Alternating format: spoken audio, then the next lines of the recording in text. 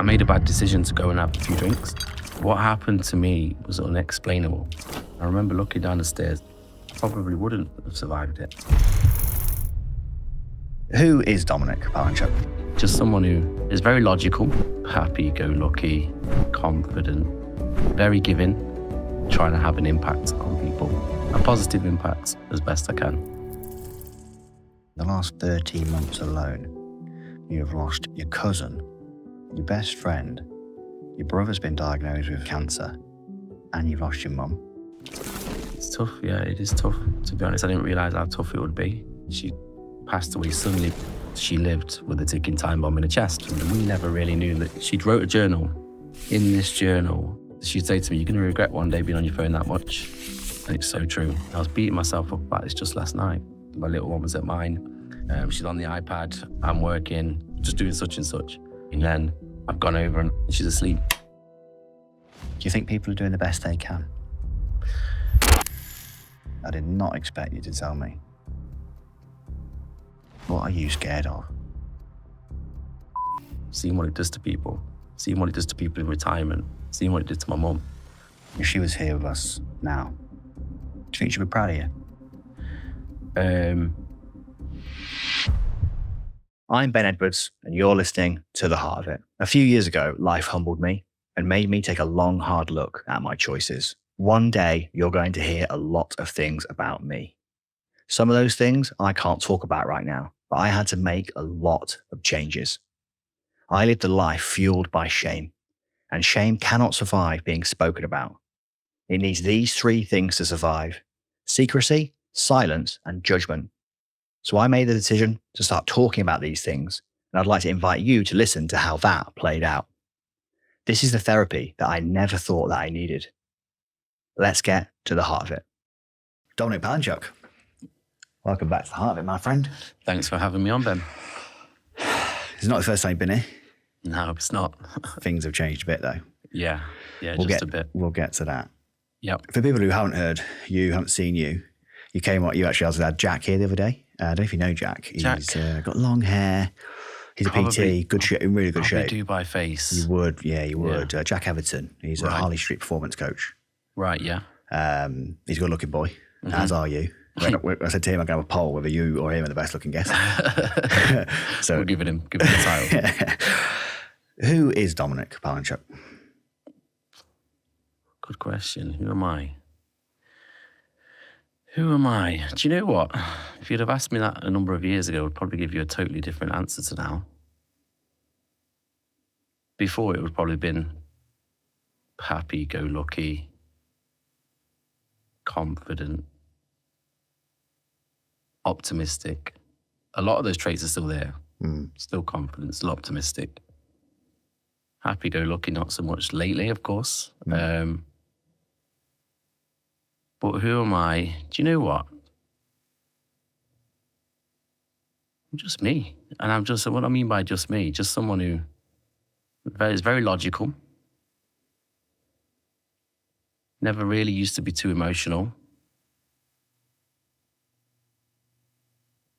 Although, as I've got a little bit older, I've learned that you can't sort of box emotions up. And I've learned that you have to recognize them, emotions. Very giving. And what I mean by giving is trying to have an impact on people. A positive impact as best I can. A lot of people sit down or stop to talk to us when we sat at David Lloyd. Some people are in a rush. Some people are trying to waste as much time as possible talking. You're someone who always, even if you're rushing around, you're a busy guy, whether you're coming in from the kids or you're off driving here, there and everywhere else. You always have this thing, you go to like wave and then you go, no, I'm going to go say hello. Yeah. Like it's conscious and it's noticed. We had a conversation obviously planning this episode, like what would we say about Dom? He's a gentleman. He's someone who actually cares about other people and willing to sit and be present with someone and actually ask them how they are, talk about what's going on for them, even though you are on limited time trying to fit a 24-minute workout in before your next thing and then you're leaving there and you've got to go back and forth. Yeah. That's one of the things you see about you. Oh, thank you. Yeah. Do you know what? That's I never really thought of it. It does come naturally. I don't think you can force those things. Don't get me wrong. You can recognize them and you can work on them, but when it's forced. When someone says, "How are you?" and the auto response is, "I'm okay. How are you?" "Yeah, I'm okay." And life could be shit, and it ain't okay. It's just our auto response. So it's actually asking a question. And I think through the difficult times I've been through, not just recently, but you see a difference in people asking, "How are you?" and they want to know how you are, or asking, "How are you?" so they've ticked a box to ask, "How are you?" A lot of people do that. Yeah. Have you always been this way? No, not really. I think it's just maturity, to be honest. One of the first conversations we had, I think we spoke about this last time, was with a sauna. When you started talking to me about earlier sort of decisions, mistakes, business, corporate, career, etc. Tell me about how you got into what you do now. So I was playing football many years ago. So I've always had sort of sport. Where I grew up in, I only recognise now that was what kept me on the straight and narrow, really, I guess. Because when you've got a sport and you're around a rough area, you have a guidance as such. Because instead of going out on a Friday night, you go to training, or instead of drinking all the time, etc. on a Saturday, as young lads tend to do, we've got a game on Sunday. That's what I always had as a youngster. But then when I stopped playing football, I stopped quite early, stopped about 16. I was just talking about this morning, actually, with my dad, saying I wish I knew what I knew now about football, and about myself, to be honest. I then went on to being a personal trainer. So went to college, didn't really know what to do. Knew that I wasn't ready to go into work. Went on to be a personal trainer. I did a sports exercise and coaching or something along those lines before being a personal trainer. Then went on to being a personal trainer, and then was doing one-to-one training for about 7 years or something. And then moved from that into sales, really. Love training, still kept that up. But the actual one-to-one, physically spending time with people, I'm someone where I can't do something half-heartedly. If my heart's not in it, then I'm doing the wrong thing. So I knew that it was disjustice to the people when I was not looking forward to training people face-to-face. So I knew it was time to change. So yeah, then I went into sales, set my own business up, when I look back, actually, go chasing money, and what you chase runs away, right? So I learned a lot as I was younger, and it was only as I got older that I recognized then what actually fulfills me now, which is, like I just mentioned, having that positive impact and moving on to the sort of job that I'm into now, which I get the opportunity to be able to help a lot of people. So I've moved quite up in the business, but I don't look at it as I've got this job title, because I don't like job titles. If you ask any of my team managers that I look after, when I'm doing an interview with someone, I don't like saying my role is head of this and I have this many reports. I'd rather just be me. But I do appreciate when you move up, you're able to make decisions that can have a bigger impact on a bigger audience. That's what sort of drives me. So yeah, moved into sales, and then kicked back up the fitness coaching, because in the pandemic I was doing a lot of posts, and a lot of people were reaching out saying, like, your posts, they're really inspiring me. You're great what you do, you're speaking, etc.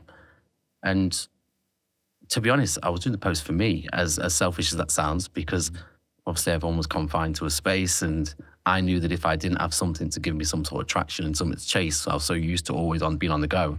I knew the pandemic would have a bad effect on my mental health. So I needed a focus and a purpose. And that became helping people throughout the pandemic as well. Not just people, but myself. I had a big transformation on my own physique. And it sort of kicked back that fire to want to start back helping people, which is when I went on to sort of like the fitness coaching alongside my corporate business that I work in. So that was like the life journey, I guess, and in terms of work anyway. And where's that led you to now? So now I still keep the same sort of habits, discipline with my training. That's never fell off. Not because of anything to do with really physically. Don't get me wrong, who doesn't like looking good physically, like keeping in shape, but it's more the sort of the mental health, which is why, do you know, when you mentioned about me being busy and I've got 20-minute workout, I know it's only 20 minutes sometimes, but it's 20 minutes that's going to make me feel better. So it's now I'm at a position where I guess it's just one, trying to enjoy each moment as best I can, and two, what can I do that's going to sort of leave a positive footprint, not just when I'm gone, but also on someone else's life, because you know the saying, hurt people. Well, people that have been helped tend to help people. So looking at a positive spin on it is you help someone, they'll go and inspire someone else. So that sort of ticks my boxes where I like to, help people. And I don't mean work either. I'm just talking about in general, just conversations with people, actually caring about what makes them tick, really. You talked about intrinsic motivators, about your team. Tell me about that. Yeah, so this is something that I really like to touch on with a lot of the team managers, and we have, like the execs, there's quite a few of them, up to 50 odd now, more, or 50. And I recognize that everyone has different sort of intrinsic motivation. Motivation comes and goes, we know that. And it's like discipline and it's habits that are going to keep you going. Whereas an inspiration is going to keep you going. So for me, for that intrinsic motivation is, what is it that actually keeps you going? Or what is going to make you get up and go and start? And then how can we then keep you going? What ticks your boxes? What drives you? And it's not about finding your purpose, because I find that question, when people say, what's your purpose? It makes people feel deflated, because I didn't know what my purpose was for years, do you know? And if I was coming out of college now and I have no idea what I want to do, and someone was like, what's your purpose? I'm like, I don't know, I'm a fucking kid, you know? I don't know what my purpose is. And that makes me feel even more lost right now, like I should know my purpose. So it's not that, it's finding out, I think, what individuals need to do in order to live a more fulfilling life. And my personal intrinsic motivations is progress, I guess. Progress in anything. Because I find that if I'm not making progress, then my life becomes a little bit still.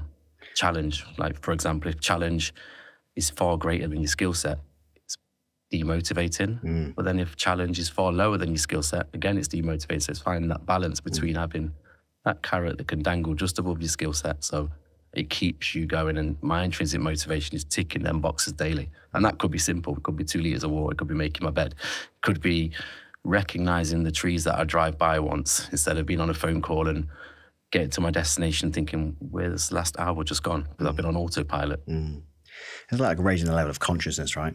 Massively, yeah. I remember I used to think when people said about gratitude, like, oh, the wind on your face. I thought, fuck. Yeah, tree huggers. That's what I used to think when they say that, yeah. And the same thing as what you said there about the purpose or the why. People are like, oh, start with your why. And I'm like, I'm just core wired to go and drive. I just want to go do things I like. I definitely was incentivized by money before. It's probably still am up to a point, but it's not about money really. It's about what it enables you to do. Like, it's the experiences with the people that I've now realized it's actually that I wanted, connection and belonging. Yeah. But that gratitude piece, and back to your point about progress, Tony Robbins says happiness is consistent, measurable progress. That's what the definition of happiness in his mind is. Because if you can define it and you can keep measuring it and moving towards something, that's what happiness is. And it's like an ebb and flow, right? Because not everything's positive all the time. It's bang on, and I listen to so many different audiobooks. Love Tony Robbins, I always have, and although he charges a fortune for his courses, what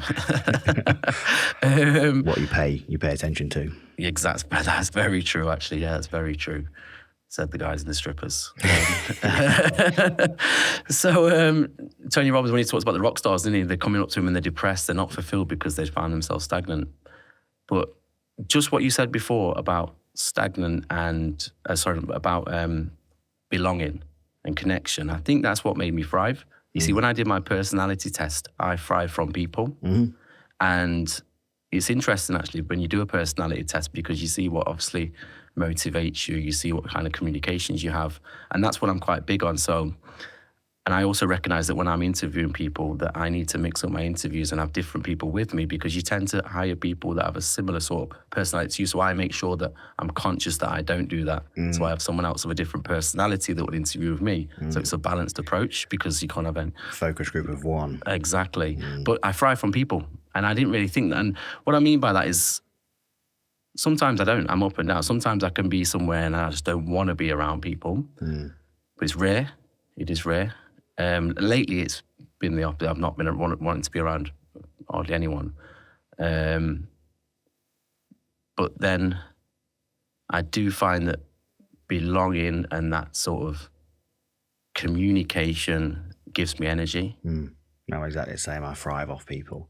It's interesting what you say about personality tests. I've obviously done them all in my day. But I find it quite interesting to hear what other people think your strengths are. People who know you, like actually, because people say a lot of stuff and you think a lot about stuff about yourself, but often people talk, right? And I think talk is cheap. Is what people are going to do. Because, you know, especially in certain situations I've been in my life, it's like not about what you say you're going to do. It's about when it all gets weird, what you're actually going to do. And I know what I'm going to do. I've done it. So when people talk, I go, yeah, well, that's what you think, though. And I like hearing what people think about people who do know them, what they're not sure. Like I didn't necessarily, I would not have said one of my strongest attributes is resilience, which now, after what's gone on and what you people recognize it is unbelievable. Like Rich Devaney in the book Attributes. I think I sent you it the other day. Yes, yeah, you did, yeah. He talks about resilience, and he defines it as the ability to return to baseline as fast as possible.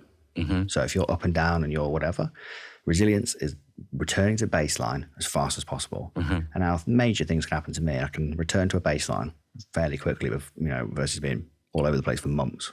Yeah. And I think that's something about knowing the self is so important. I think that comes with maturity, because I didn't recognize that for a while, to be honest, for when I say a while, many years. But there is a saying that I love. I can't remember who it was. It might have been David Goggins, about you don't rise to, in times of like conflict. James Clear. Was it? You don't rise to the level of your goals, you fall to the level of your systems. That's it, yeah. I think he uses this in combat. You don't rise to levels in conflicts. You fall to your level of training or something along those lines.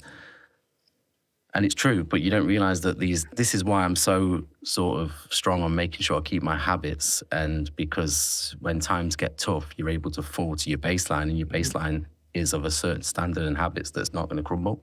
Literally exactly that. When I went through the toughest times when I was Grantham a couple of years ago, I was out, I just went back to the thing I know.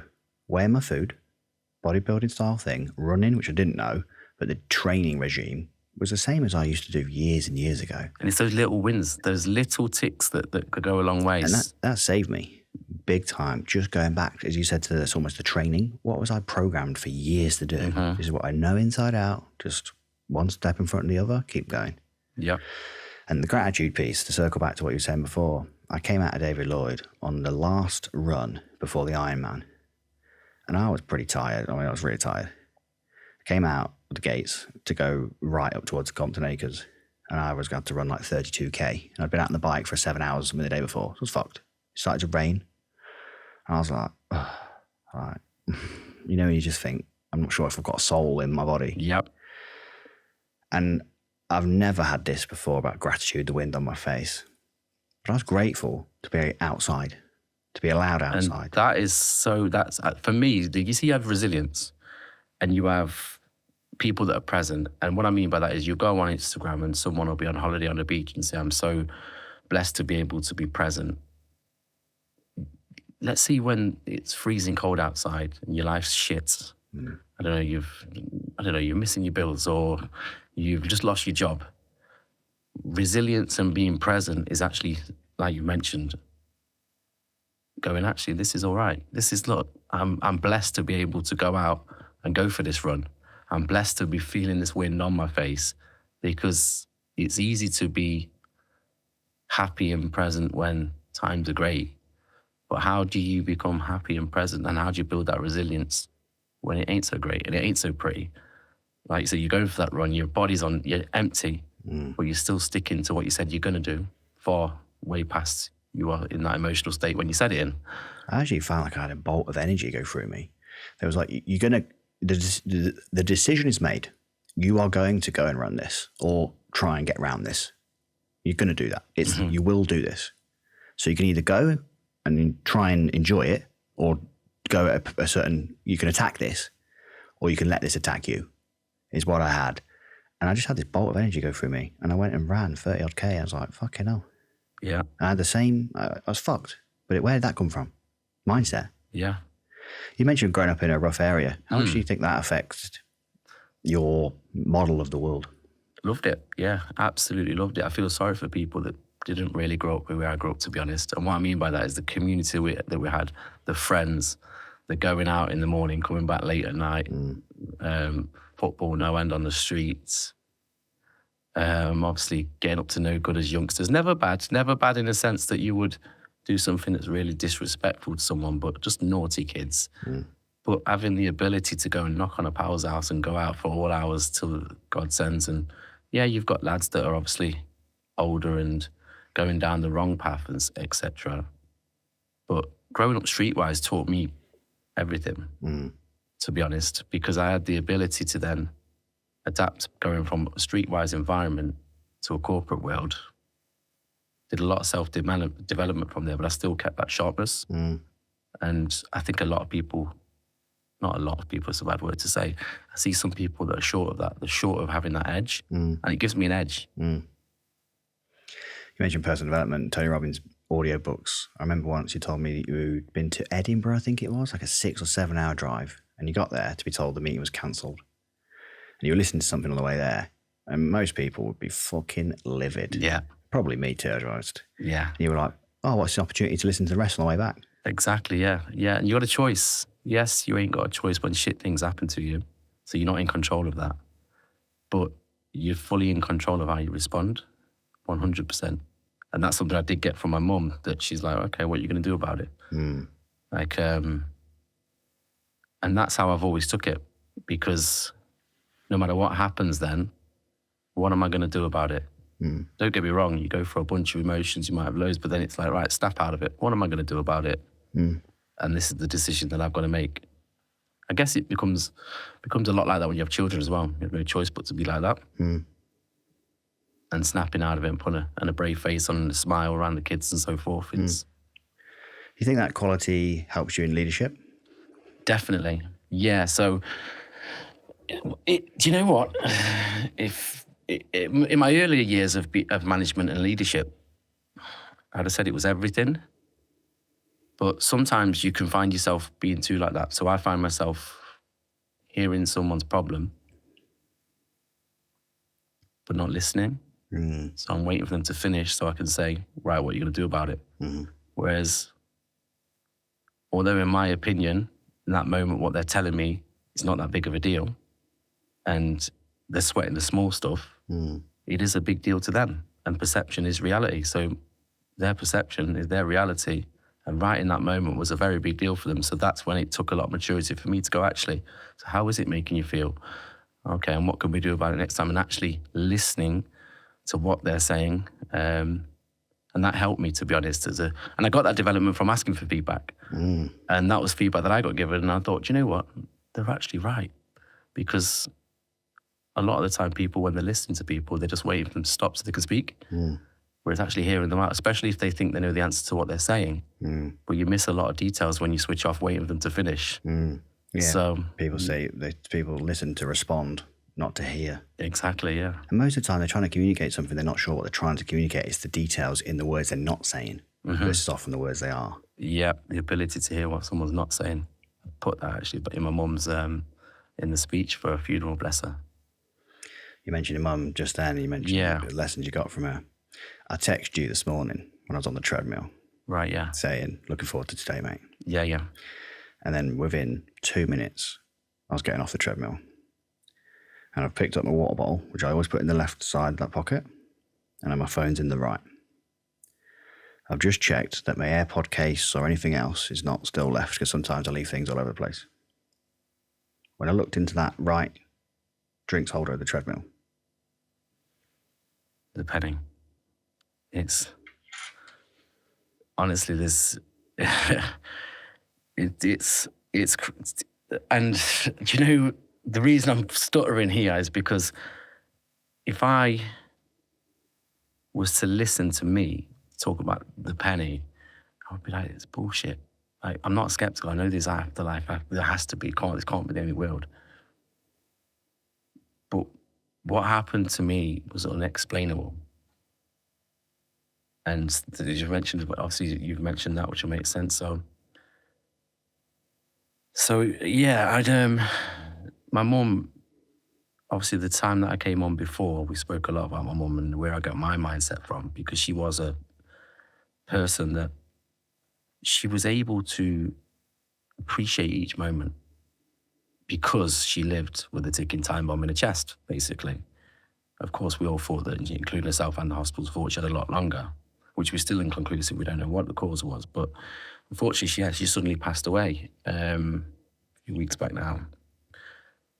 And in part one, we talked about where I got my mindset from, but having the ability to be able to go, right, what am I going to do about it? I mean, when she had that first operation, everyone was panicking but her. She's like, right, I'll see you soon. And we're like, you might not see us soon. We've just been told there's a very high chance you're not. And she said, well, I can't control the chance, so I'll see you soon, okay?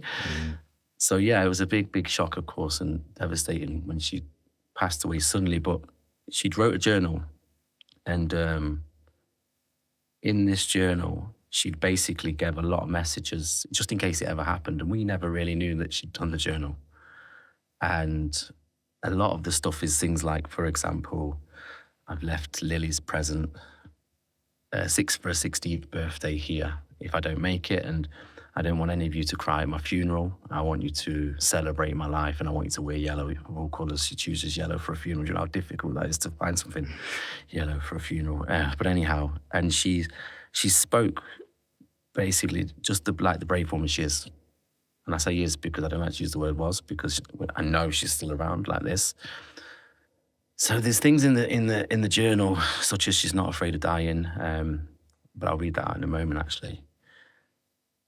So I made a bad decision to go and have a few drinks. And I say it's a bad decision because right now my headspace is not, I'm trying to make the best decisions each day because I know I'm going through a lot and I've been through a lot. So I knew that going out for a few drinks is not going to make me feel good tomorrow. And I felt like shit the next day. I'm in my place on my own, sat on the stairs, sat on there for about an hour. This was only, when was it? A couple of weeks ago now, I think. So I sat on the stairs for a couple of hours. Now, I'd heard my sister, she's quite big at being on spiritual and the afterlife and so forth, and she's found this feather. She asked for a sign and a white feather dropped into her house. And at the same time, my auntie dropped a message saying this white feather's just floated in on the table in this pub. But you could, I know it's crazy and it's very likely there's all signs that things are happening, but you can apply logic to that, in my mind anyway. And I thought, yeah. So I never really had any true sign. But anyway, I was sat on the stairs, and I've got my head down and there's nothing on the stairs at all. And after about an hour, I'm in a really dark place, probably the worst place I think I've been the worst place I think I've ever been. Obviously reflecting on everything that had happened.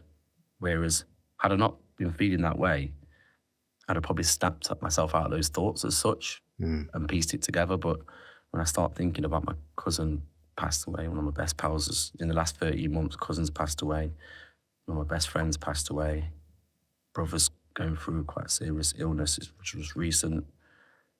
My mum, of all things, my mum just is obviously the ultimate. So I'm very close with my mum. Yeah, I was in a bad place, and I remember looking down the stairs and it's just not feeling too good. And I went to the bathroom, and then when I came back, there was 2 pennies. There was 1 penny literally 2 steps down, and there's another penny a bit further down. And that blew my mind because I couldn't apply any logic to what just happened. And in fact, let me see if I've got it on here. Well, I must have it. Because in a journal, she had put, one moment, let's see. You've got the pictures to be able to bring it up Have for you? everyone else. Yeah, you sent me them already. Yeah. So, what did it say? Yeah, it basically said something like along the lines of, I'm not afraid of dying. I'm afraid that you guys will be grieving or left without me and so forth. But at the bottom of the journal, it said, if you find a penny, pick it up. So yeah, at the bottom of the journal, it said, if you find a penny, pick it up, because I sent it to you from heaven. Love you.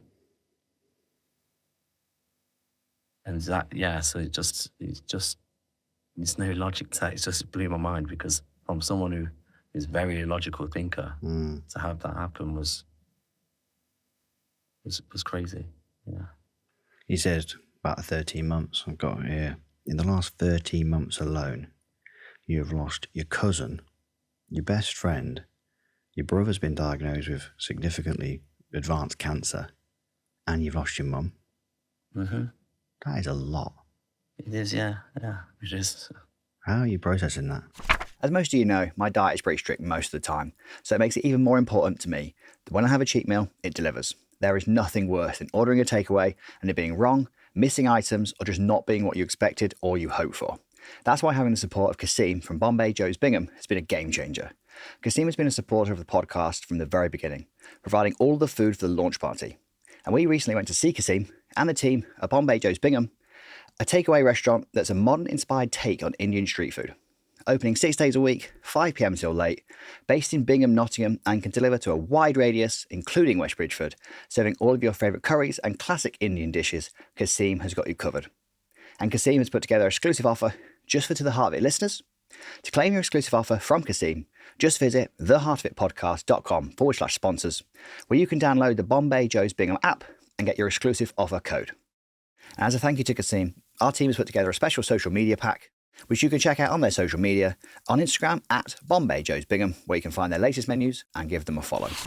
In the last 13 months alone, you have lost your cousin, your best friend, your brother's been diagnosed with significantly advanced cancer, and you've lost your mum. Mm-hmm. That is a lot. It is, yeah, it is. How are you processing that?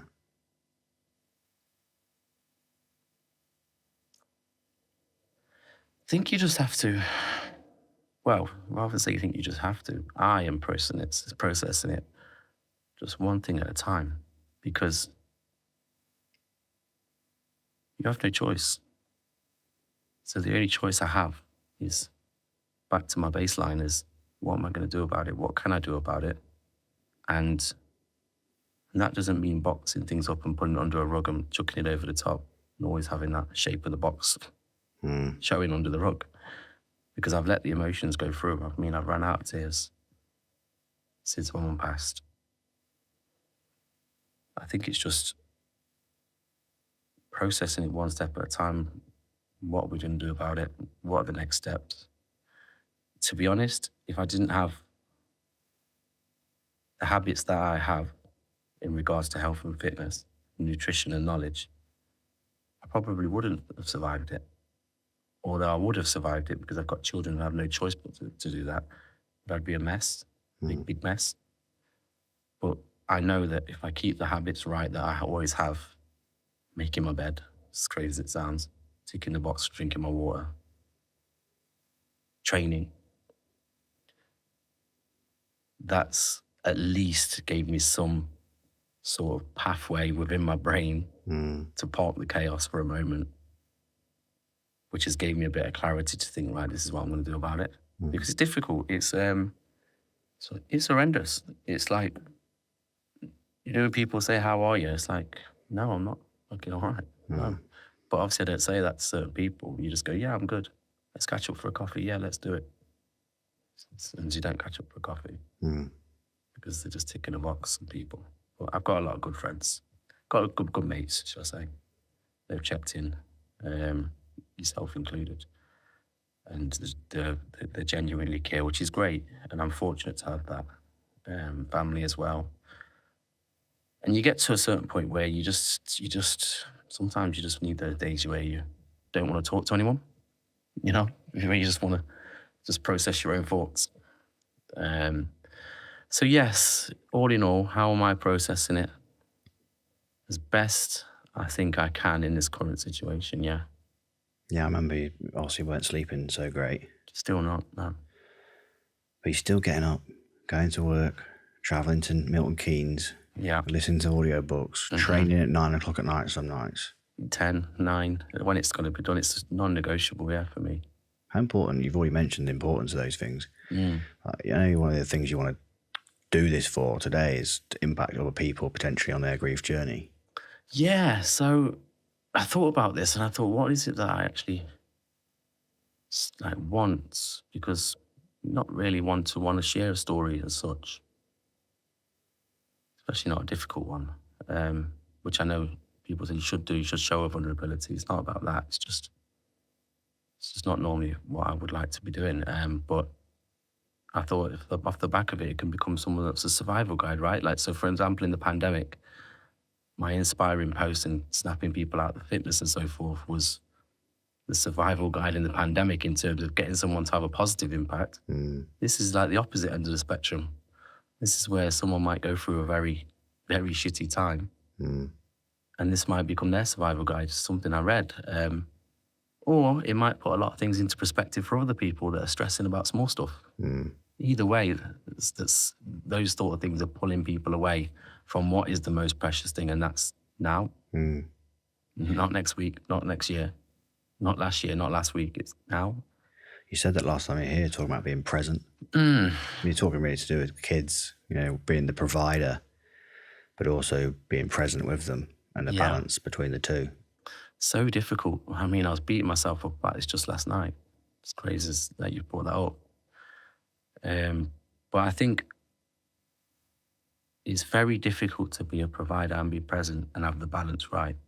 Tell me what exactly you mean by those definitions. So someone who's a provider who is giving financial stability for a family or providing, for example, the guidance and affection and so forth, and just being present as would be being present and you're actually there and you're not stressing about the work that you just had this morning or the meeting that you've got tomorrow, or there's something you've got to do in 2 hours. You actually got your child there in front of you and the child saying, can I buy this Roblox for 99p? And you're not blowing your mind because it's asked 400 times. You're laughing and saying, let me have a look what you want to buy. Oh, that's a cool house. That looks really good. No, you're not having it. Because I'm sick of mine. No, it's being present, because I beat myself up by this last night. So my little one was at mine.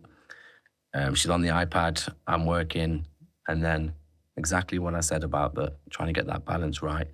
And I've gone over and I'm like, right, Liz, and she's asleep. And I looked and I thought, right, I just beat myself up thinking I've not been present. And I'm going to make sure that I'm present today. Because my mum was brilliant at that. She was really good. She'd say to me, you're going to regret one day being on your phone that much. And it's so true. Because there was times where I would be with her, for example, and I'm just messaging this person, I'm just doing such and such. And you don't realise that sometimes you need to stop and just go, right, let me spend some time here. You really do not realise what you have until it's not there. No, it's true. What you said about chasing things, they'll run. I spent a lot of my life chasing things that actually in the end I actually already had. Yeah. And that has been a painful lesson to me. You mentioned about being present and people. You take people for granted. I used to take people for granted because I just thought they'd always be there. Yeah. And sometimes push people away just to see if they come back. That toxic sort of trait. When people are not there, you really realise what influence and impact they really had. Yep. Worse so when they're still alive and you can't communicate with them, for whatever reason that is. At least there's an opportunity though there when it's like that. That's true. Yeah. Yeah, I see that as a negative. Like, at least someone's died, therefore it's like closure. There's closure, but there's no opportunity to put it right. But there could always be an opportunity when they're alive, I guess. That is true. I thought about that. Yeah. It's perspective. Yeah, That is perspective. It is. Speaking of different lessons you learned from your mum, if she was here with us now, speaking to me, and I was asking her about some of the biggest takeaways or biggest lessons that she'd want to impart on people, what do you think they'd be? Well, it's going to sound crazy actually, but so in January, I don't know why. Obviously, I do know why, because it's my mum and the health issues she had in the past. But I saw a post, and it was 7 questions to ask your mum. I've got them on here, yeah. So 7 questions to ask your mum before it's too late. It was a video. So I sent her the video. And do you know what? At the time when I sent it, obviously I never thought that she was going to pass away. We thought she had years to come, and not something I thought I'd say, but just sent it because I was interested to hear what she's going to say. But now I realise how precious this actually was. So much so that I messaged the person that posted this, which is only probably one of those blog things, saying, I don't think you realise the impact of you posting that I was able to see has had on my life, because I was able to read this. So it says 7 questions to ask your mum before it's too late. 1, what is your happiest memory of us? And her answer was being a family together. 2, what was the first year of motherhood like for you? And she put motherhood was wonderful. 3, is there anything about our family's history that you kept secret? And she'd put no secrets kept. 4, what's the nicest thing I've ever done for you? And she put speaking up for me in hospital, as it saved my life, which was crazy, actually, just touching on that. I had turned up to the hospital and there was a 90% chance, they said, that she'd pass away if they didn't do this operation today.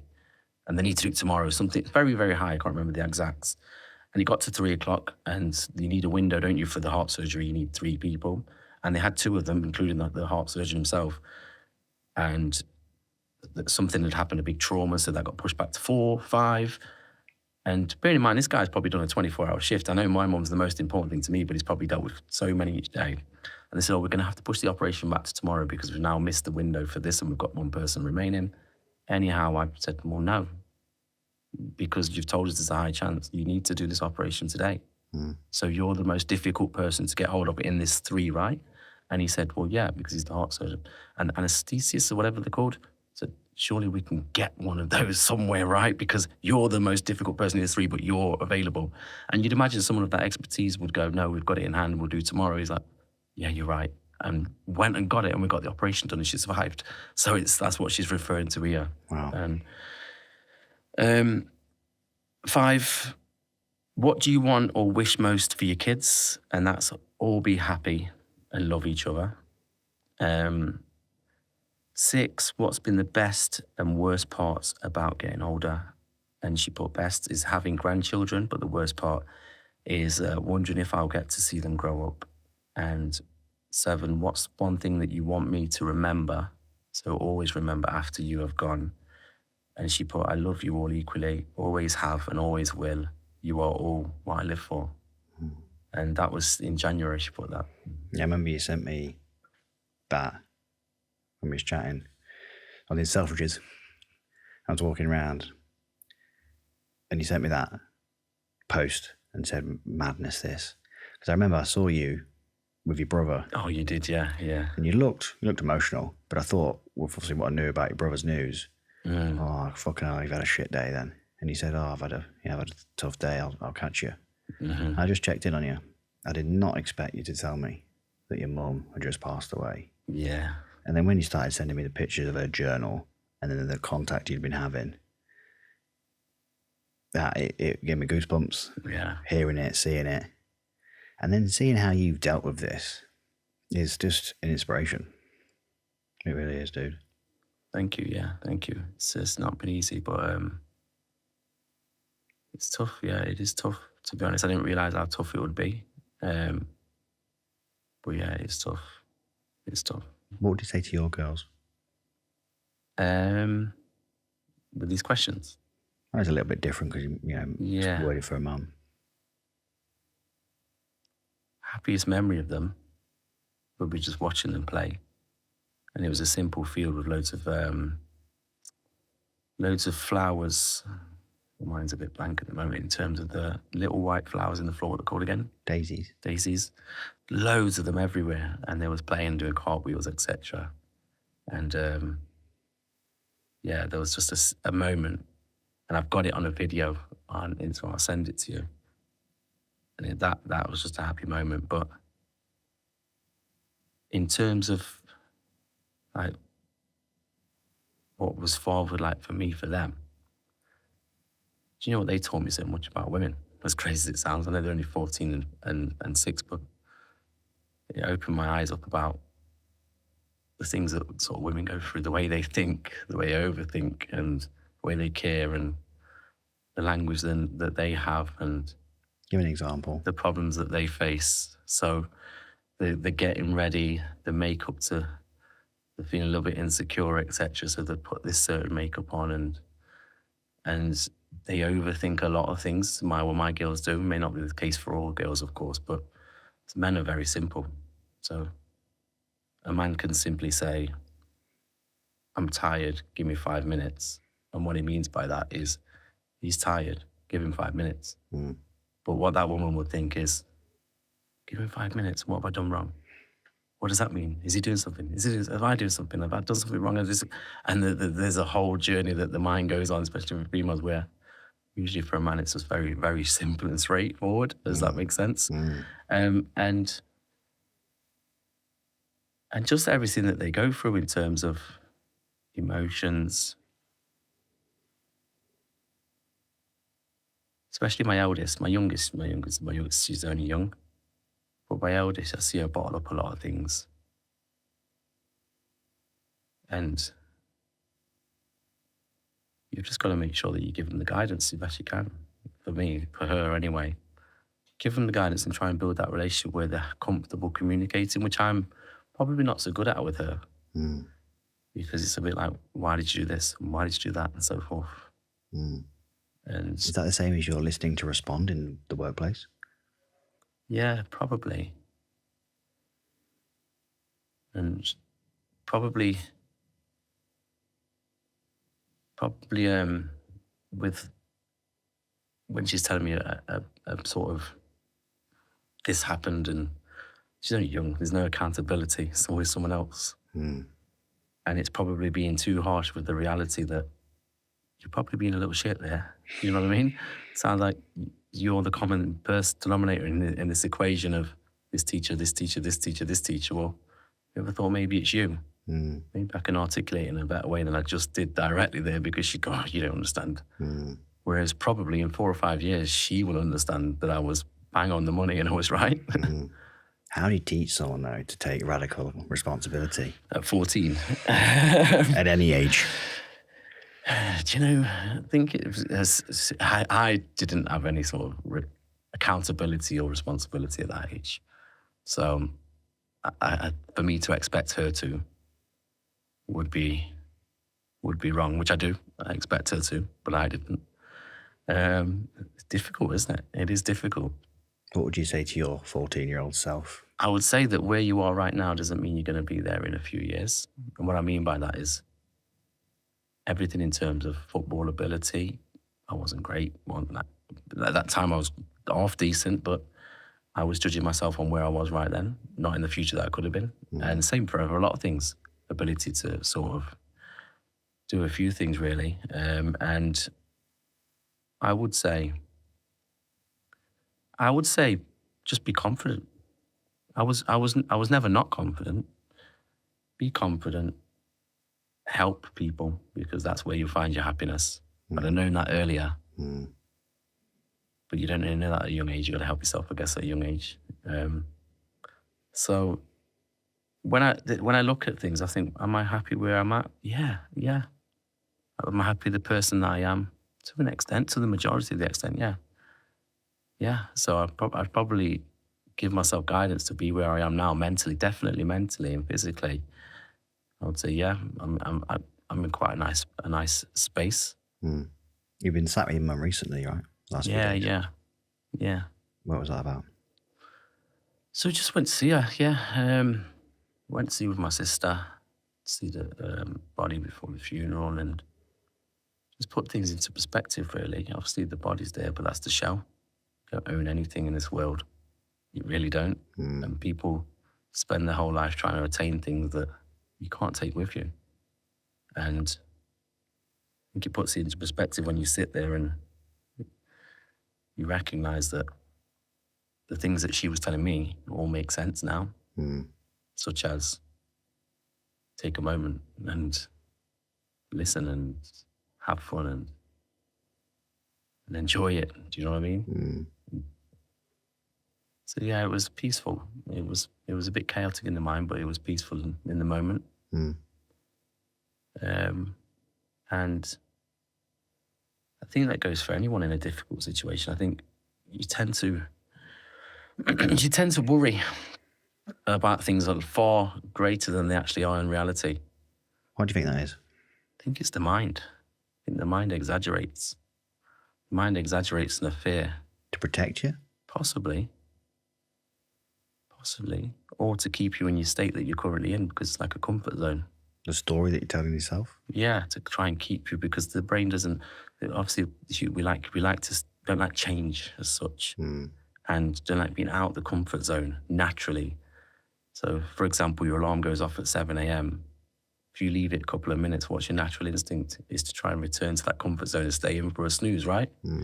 So your body naturally tries to find what's comfort in your mind, but we all know that change and out the comfort zone is where growth happens. So these things have got to be forced, which is what I tend to do. And I've done it so much for so long that I've become uncomfortable, incomfortable. Tell me more about that. So I don't like being comfortable. You probably heard that the other way around, where you've got to be comfortable with the uncomfortable. I'm uncomfortable in comfort zones. So if it's warm and sunny, if it's like, for example, when in the pandemic, I gave the example before, when it's freezing cold outside my warm garage, and I can go on the treadmill in the warm garage, like I said, I can go out in the cold, because I know what comfort does. So I want to go and be uncomfortable. I don't want to, I'm in the gym and you've got a nice spa. I don't want to be doing a 20-minute gym session and a 40-minute spa session, because the spa session is comfortable. So if I go in the spa, I'm in the cold, freezing cold ice bath, because it's uncomfortable. Because I don't like comfort zones. Seeing what it does to people. Seeing what it does to people in retirement. Seeing what it did to my mum. If you notice, when people retire and they don't get active anymore, death creeps up. And it doesn't mean death taking the body away from the world. Death is in the mind as well. I was with a therapist yesterday. She was trying to do a particular activity with me. I was kept getting blocked. And she said, "You're not very good at being happy and staying in happiness, are you?" And I said, "No, I guess not." So every time I talk about a happy memory, you then suddenly tell me about tragedy or loss. I sat just for a second as I sort of took that in. And I said to her, "I have lost everything good in my life all the way through. Anything that's been good, either I've destroyed or has been taken or from me." And when you're just saying that, I'm thinking, how much of your mind is conditioned from the things you've been through to want to stay outside of comfort because you don't want to have the calm or the comfort? It's very true. It's a lot. So yeah, I'm far from a calm mind.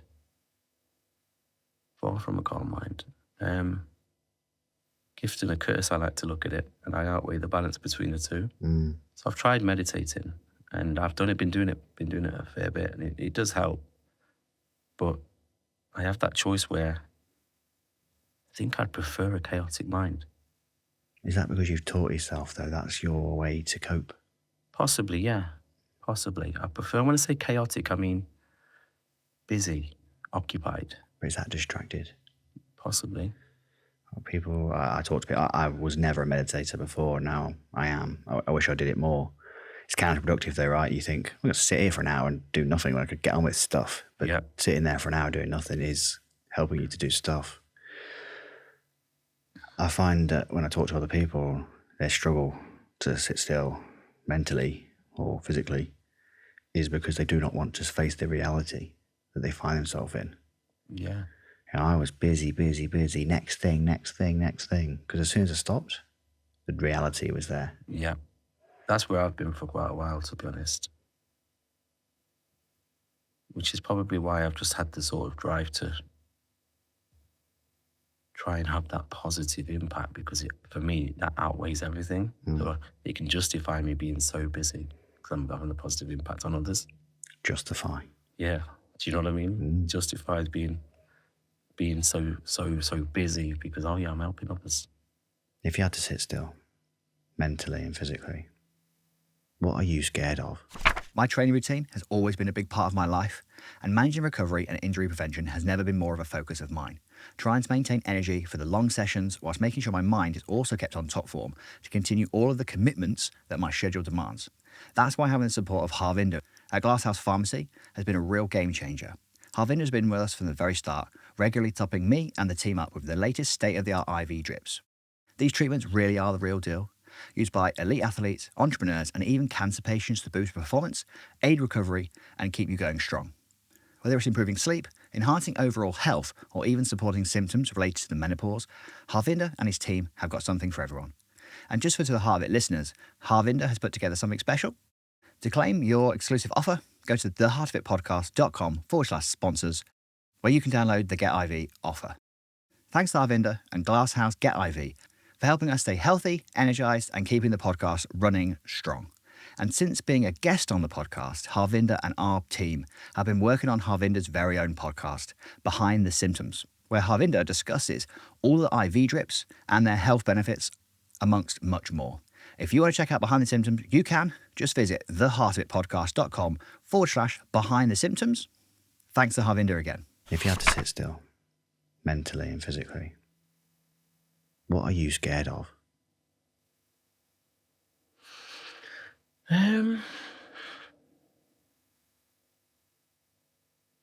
Being in the same space. Being in the same space that I was the previous year or day or week. Just becomes conditions. Just keep trying to change as such, and just trying to find marginal gains or trying to improve. And sometimes you need to be able to just switch off and just enjoy. And that's not something I'm capable of doing. Well, not something I've been capable of doing. Yeah, I can certainly relate. Starting this and what this is all turning into is definitely led by purpose. I didn't know that. Obviously, I wasn't sitting there going, what's my why? But it's found itself to me, and it's amazing how the things that I've tried to do that have been trying to push a sled uphill versus this should not all be here, and it's just all fallen perfectly into place. And I do feel, just keep doing this. Consistency. This is the thing. This is the thing you've waited for your entire life. Like, what's my thing? What's the thing? Yeah. But I think the anxiety, which is the fear, which is the lack of surrender with this particular example for me, is that what if it goes away? I finally got something good again. I'm so used to a loss from my own actions or from other things or a combination of both. What if it goes away? And what's scary is the reality could be that could happen if that's always in your mind. This manifestation, like people think manifesting is I'm going to get this, but manifesting could be I'm going to hit that tree. And do you know what I mean? So, I don't want to hit that tree, shall I say? That can be manifesting as well. I don't want to hit the tree. I don't want to hit the tree. And what happens? You hit the tree, right? So you've got to be careful because the mind's powerful. So you're focusing on what you want and not what you don't want to lose. Reticular activation system's a powerful thing. Massively. Just for people who don't know, look for a red car, look for a red car. How many blue cars did you see? They're like, I don't know. But then, you've been trying to look for a car and you're like, there's not many of those on the road. Then you see them everywhere. Everyone's got a Tesla. Exactly that. Do you know what I mean? So that's what was blowing my mind about with the pennies, because if had that have happened in a street, my reticular act system's in charge and I'm just searching for the penny that was always there. Do you know what I mean? I mean, that bit. To happen on the stairs and to happen things when you've looked down and I couldn't apply any logic. That one got me this morning. Yeah, it's crazy, isn't it? Obviously you were there, and I know you're not a superstitious guy. You're not like, oh my God, look, I've made this thing into something. It's you're not that way. But for that, I thought, the fact you were coming on this morning, I thought, fucking hell. It's just, I think you have to see it to believe it. Well, I did anyway. I did, and you have to, like I say, I wouldn't have believed it if I was watching someone talk about it. And I had to experience it, and it was very peaceful. You mentioned your mum's funeral. If your mum was to stand up at your funeral, if the roles were reversed, what do you think she'd say about you?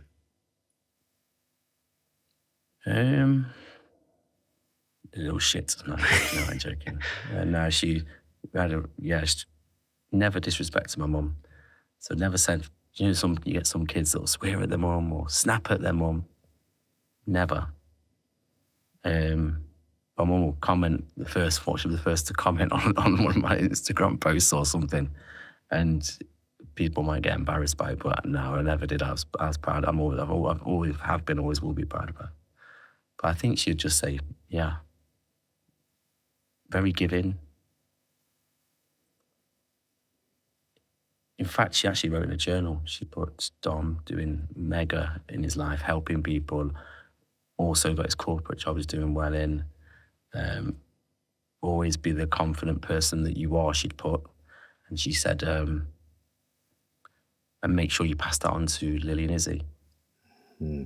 So I think so that's what she put in the journal. Do you think she'd be proud of you? Yeah, definitely. Definitely, she said she's proud of me. And I mean, little things like, for example, it was only when was it? Was it Christmas? Oh, yeah, so Christmas. I did a bit of a collection for the kids, in the hospital. So we did a bit of a collection, bless the guys that all donated. And my auntie, bless her, she reached out and said, do you want help with the wrapping?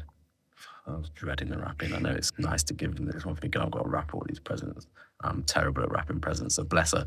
She wrapped the presents. But anyhow, me and my mum went with Isabella, and we were shopping and getting all the toys for the kids. And she said that, she's like, I'm so proud of you. You didn't have to do this.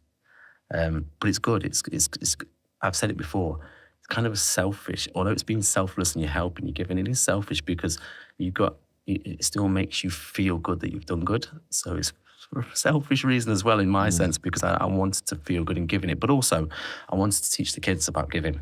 I wanted them to come with me and give them out to the kids so they can see that when they're at Christmas time and they're opening lots and lots of toys, they recognise that you've got to appreciate them because not everyone is so lucky.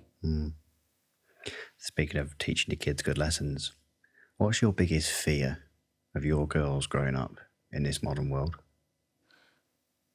Hearing what other people think to a point that it changes them. Allowing someone to mould them into what they want them to be, not what they want to be. That's what a fear would be for me. Of course, safety above all and harm, but putting that aside, that the given, you see that with females is wanting to shape them into something that having someone's low opinion of them change them. And you find yourself doing that with people, and sometimes it takes a lot to learn sometimes that you can't be that way. And it takes a certain age to be confident. So I love to see my eldest, she's not confident as such. If she walks into a room full of people she doesn't know, but she's very confident in the ways that she speaks and her beliefs, and stubborn. So the things that she's very stubborn about, I quite like.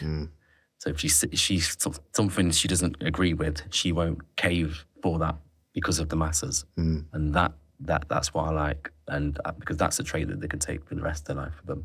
Is that what you're like? Yeah, definitely. Have you always not cared what people think? Yeah, pretty much. I don't know why.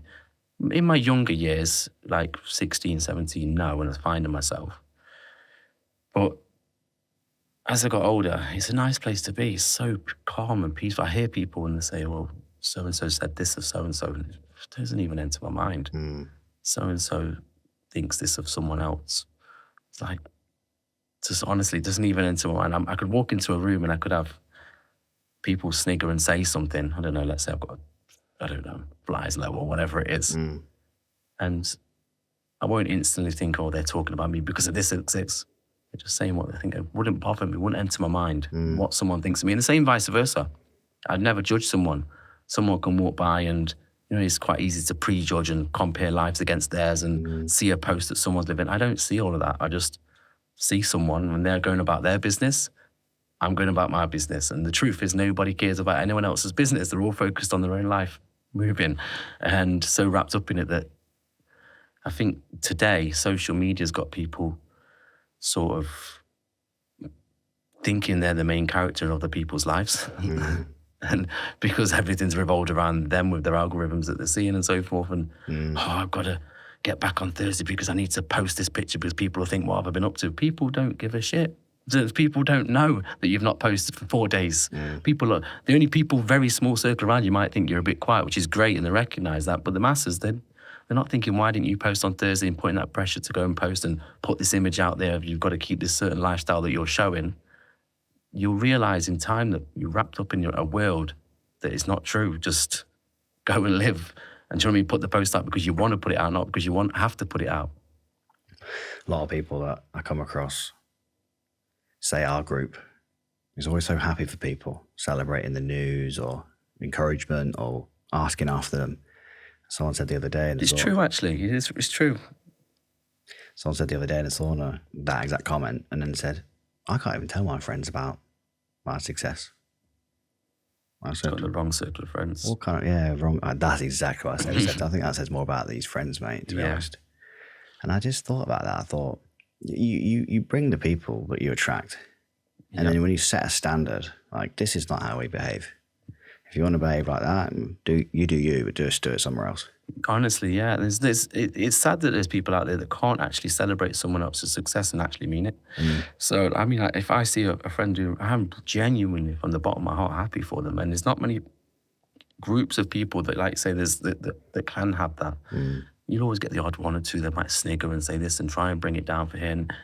As you get older, you recognise that's a hole in their life, and rather than being angry at them, you kind of feel sorry for them that they're holding on to that. Because it's the only person that's going to be in pain is that person that's bringing someone else down or sniggering and so forth. So yeah, that's why I think when you see that and you get the maturity, that's why a lot of things don't tend to sink in for me in terms of what someone said or what someone did or so forth. Don't get high with the highs, don't get low with the lows. Try and keep consistent in the middle. I remember listening to a podcast and they were talking about a part of the research where a little boy had come up to her and said, "Mummy, are you okay?" And there's a party, and the mum had been speaking to some of the other girlfriends about someone. And the little boy had overheard their mum speaking about somebody.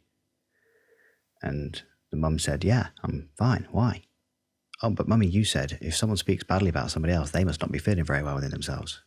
And she said it got punched in the gut because my little kid was looking up at me saying, "Are you okay? Because you're speaking badly about somebody else." And she caught herself in that and thought, what am I doing here? Yeah. Why am I doing that? It's true. And you find people are like that for sure. But then people are prepared to accept so little from other people, scraps. Yeah. And I think it's back to what you spoke about at the beginning, the belonging. People do it, I think, not because they want to be like that. I think because they think that's the way to fit in. Slagging people off, treating badly. And it might be something that someone knows. Maybe. That's all they know. Because you see, as soon as people surround themselves with a different group whose values are different, they don't do any of that stuff because it goes down like a lead balloon if you do that around other people. And do you know what? It's so true, but sometimes it takes a whole heap of confidence, arrogance, and stubbornness to be that change. To actually go... Courage. Yeah, and just stop someone in the tracks and go, actually, no, that's not okay. Not many people, though, will interrupt someone and say, not with me, thanks. Yeah, that's not... And do you know what? It's when you have the ability to do that, they actually will respect you in the end. They won't respect you at first. They'll go and tell the mate that you're a twat and try and get the mate to agree so they get the masses back. But eventually they'll realise. When you're doing you and you actually mean it, mate, I didn't even realise till a few years ago that people even thought the things they do. I'm still sometimes absolutely mystified when someone tells me normal people, whatever that is, don't think like you do, Ben. Like, you were thinking, what? Why would you? Someone sat here, he's a friend of mine, he said about wondering in the past how I got my money, how things happened. I'm like, I've never once been into someone's shop and gone, no, I wonder what revenue they do, where it comes from. I don't give a fuck about. Like, if you asked me about your career, I'd ask you the financial questions to give some context to the decision I'm trying to help you make. Yeah. But other than that, I don't give a fuck about your situation. I mean, as long as you're okay, I'm like, good for you. Like, I don't even think about it. I don't know if that's selfish. I don't think about other people's. Not really, no. I don't wonder what that is when people are so bothered. Get wrapped up in someone else's world. Fucking hell, focus on yourself. Yeah. Like, your life's in a fucking mess. Yeah. And you're worried about where I did or did not. I'm like, what? Yeah. I'm like, can you help that person if you think, I just don't understand where that's come from in society or conditioning. Do you know what? Don't get me wrong, like I mentioned before, I am giving, etc. But I have a low tolerance for some. If I don't like the way someone does something, I neither like or dislike them. I'm so emotionally neutral towards them, and I just don't associate with them. And just cut. Same. Just cut. I don't have a fake face. People often say I've got a resting bitch face sometimes, and I'm obviously a fairly muscular guy, so I can look a certain way to people who don't know me. And then they find out, like, oh no, Ben's like a Care Bear. yeah, you are like yeah. Bouncing through, like, wee. But obviously, to someone who doesn't know, they just think, what is this? Especially, I can imagine I'm instantly dislikable. I've had that my entire life. Like, some people think I'm fantastic. Some people think, who's this prick? But I do question why people are not more like that. Just, I don't have a fake face. And what I mean is, if I do not like you, I'm not going to sit there and pretend I do. If you've pissed me off, it's fucking obvious. I'll tell you to your face. I won't tell you that it's going to be worse than it is or it's better than it is. I'll be like, well, that was fucking shit, mate. So what do you want from me? Yeah. I don't expect you to then lay it on how I'm making you feel bad or anything. Not unless you have an intention to try and fix it. Yeah. Exactly. But people are just not like this. And it's like, is there two camps? I think it's probably just conditioning, isn't it? Like, so, you recognize a lot of people's habits that they have and they form. It's from conditioning from a young age, or whether they've consciously made that decision to be the way they are. But a lot of the time, it's just people wrapped up in their own world and not recognizing the habits that they're picking up along the way. Why do you think fitness and discipline from fitness and nutrition play into that? Massively for me. The reason is, for me, it's sticking to what I said I was going to do when I'm no longer in that emotional state. And it's not an easy thing to do. So it's the little wins. It's I'm going to train at this time, so I'll go and do it. Do you know what I mean? You're going to eat these foods.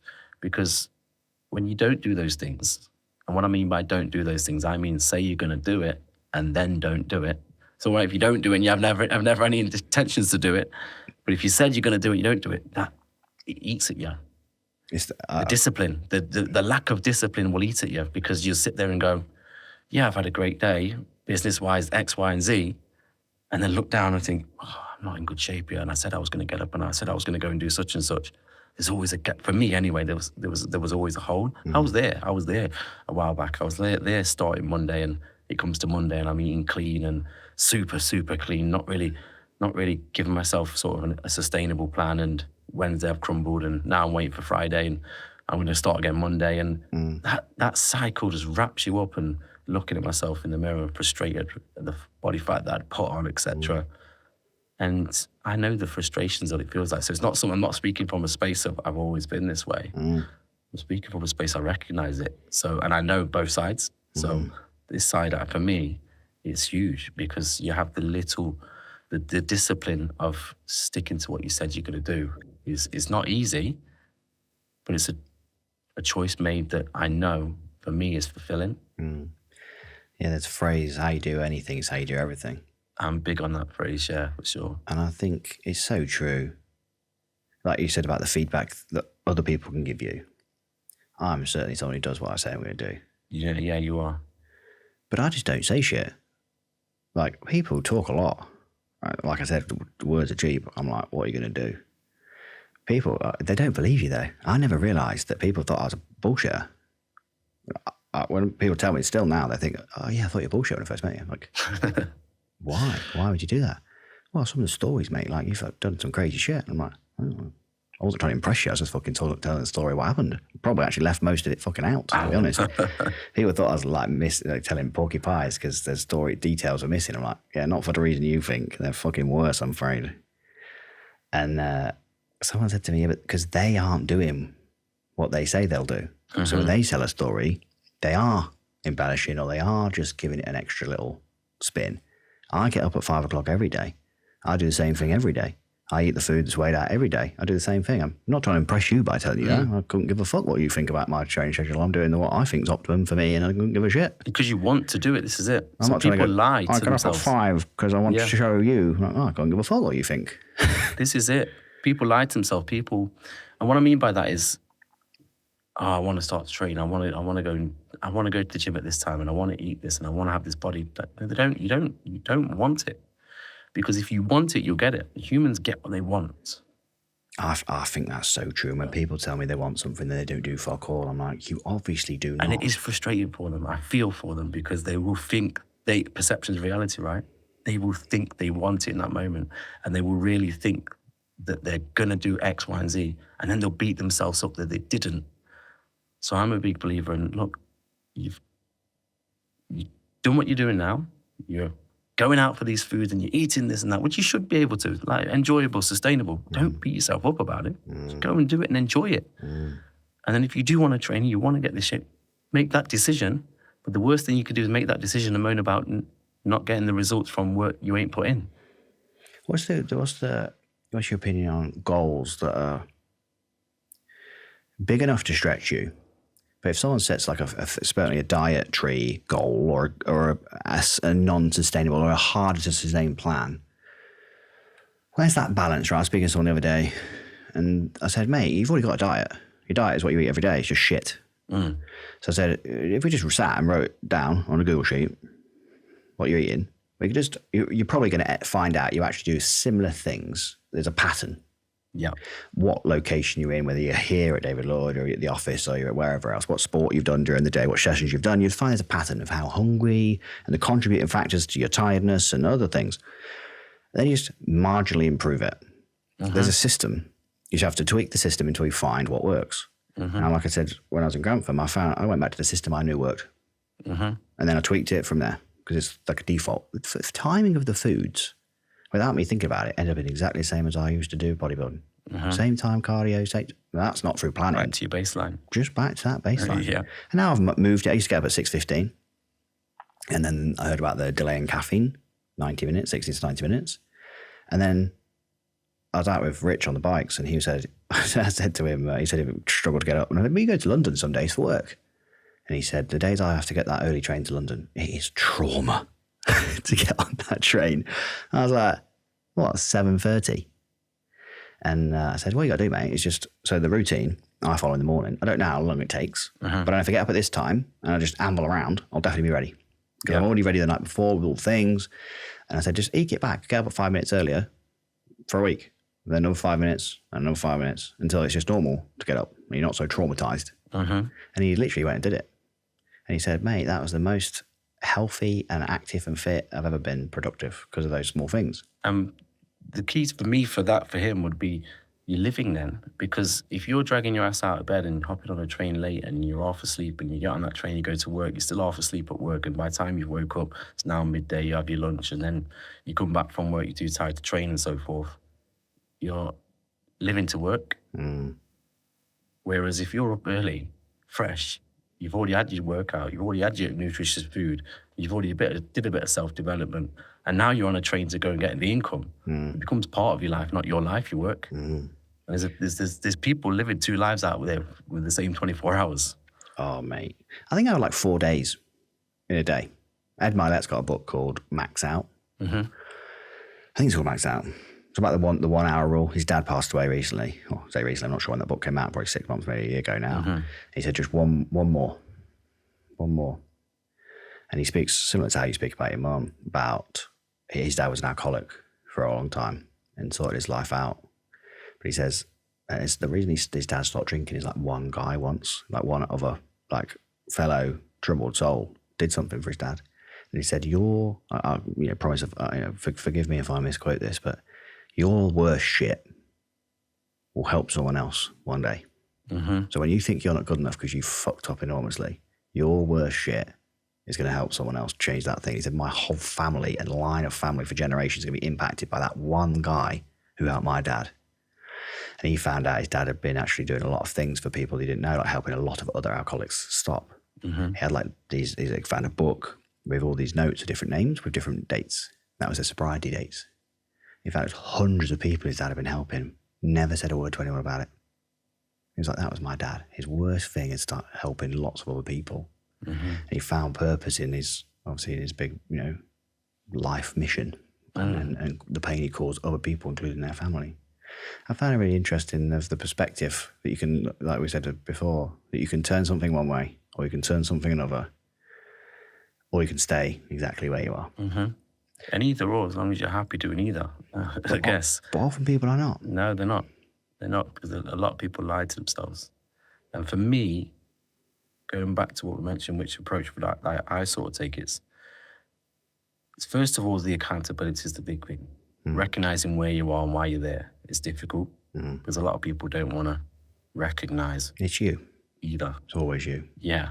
And they don't want to, once someone takes that ownership, then it opens up the doorway to question, like, for example, I can't do this. The simple statement to a question of how can I do this? You can't do this, or I can't do this, or when anyone gives you a statement, it's a closed mind. When you've got a question, your mind suddenly opens. So if you can have that mindset as an open mindset, right, where have I gone wrong? To get to where I'm at now, what do I need to do to change it?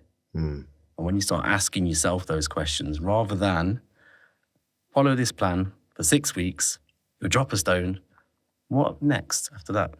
What happens next after that? You're going to go come off this plan that you can't sustain, you don't enjoy, you don't like. Because yes, in order to make change, you have to make change, such as dropping the calories, upping the activity, making sure it's trackable so you can measure that journey along the way and tweak. But you've got to do it in a way that's sustainable and enjoyable as well. For me, personally. I think it's back to the values thing. I think you can go and get the best PTs, the strategy, the diet, the this and that. But I think you got to put yourself in an environment that's going to help you to succeed. Totally agree. And being around someone that's willing to give you that knowledge to take it away with you as well. Not someone that's just going to keep selling you a fish. They're going to teach you how to fish. Do you know what I mean? There's not that many people around that want to teach the person they're selling the fish to how to fish. That's because they're in a place of lack. Yeah. And that's what a lot of people are like, don't take mine. Don't take mine. Mm-hmm. But when you realise, I've lost a lot. So when you realise there's so much, I don't just mean money, it's mean everything to go around. And when you're not bothered, you're less emotionally attached to the outcome, therefore it just flows into you. Like, I was just thinking then, there's so many people who are, maybe they do have the desire to make change. But we know it's not a strategy issue because the strategies are everywhere. To lose weight, to earn more money, to get out of the situation they're in. But people don't know there's the opportunity to the access, I think. Yeah. You know, we sit in the sauna regularly talking. You just got to start surrounding yourself with people who are doing the things that you are trying to do.